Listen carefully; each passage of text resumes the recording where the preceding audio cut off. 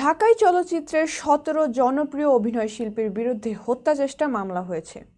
২০২৪ সালের বৈষম্য বিরোধী আন্দোলনের সময় ভাটারা থানায় এ মামলা দায়ের করেন এক ব্যক্তি। বিস্তারিত অঞ্জলি কবিরের ডেস্ক রিপোর্টে। ঢাকাই চলচ্চিত্রের জনপ্রিয় অভিনেত্রী নুসরাত ফারিয়া, নিপুণ আক্তার, আসনা হাবিব ভাবনা, অপু বিশ্বাস, সুবর্ণা মোস্তফা, রোকেয়া প্রাচী, সোহানা সাবা, মেহের আফরোজ শাওন, জ্যোতিকা জ্যোতি এবং চিত্রনায়ক জায়েদ খান, সাইমন সাদিক, আজিজুল হাকিম সহ মোট ১৭ জন অভিনয় শিল্পীর বিরুদ্ধে হত্যা চেষ্টা মামলা করা হয়েছে।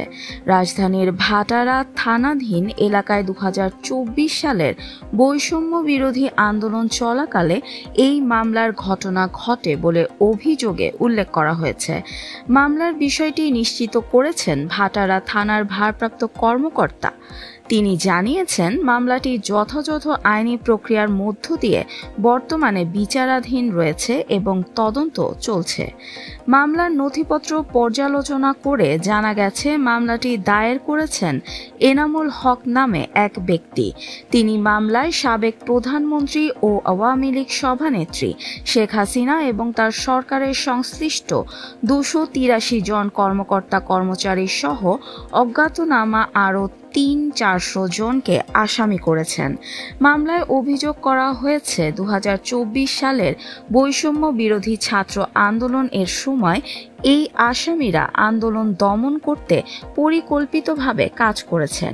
নুসরাত ফারিয়া সহ কয়েকজন অভিনয় শিল্পীর বিরুদ্ধে অভিযোগ করা হয়েছে, তারা আন্দোলন দমন করতে বিপুল অর্থ সরবরাহ করেছেন।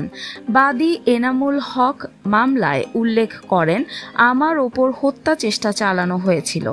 আন্দোলন চলাকালে অন্য আসামিদের ছোড়া গুলিতে আমি ডান পায়ে গুলিবিদ্ধ হই এবং সঙ্গে সঙ্গে অজ্ঞান হয়ে রাস্তায় পড়ে যাই। এছাড়া মামলার এজাহারে বলা হয়েছে, আসামিরা ক্ষমতাসীন দলের পক্ষে অবস্থান নিয়ে গণ আন্দোলন দমন এবং বিরোধী কণ্ঠরোধের উদ্দেশ্যে কাজ করেছেন। বাদীর অভিযোগে উঠে আসে, অভিনেতা অভিনেত্রীরা কেবল অর্থ যোগানই দেননি, বরং বিভিন্ন প্রচার মাধ্যমে আন্দোলনের বিরুদ্ধে অবস্থান নিয়েছেন, যাতে সরকারপন্থী অবস্থানকে দৃঢ় করা যায়। এই মামলার প্রেক্ষিতে চলচ্চিত্র অঙ্গনেও চাঞ্চল্য ছড়িয়ে পড়েছে।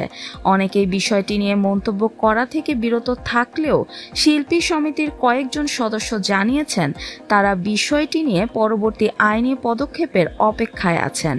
ভাটারা থানার ওসি বলেন, মামলাটি নিয়মতান্ত্রিকভাবে তদন্তাধীন রয়েছে।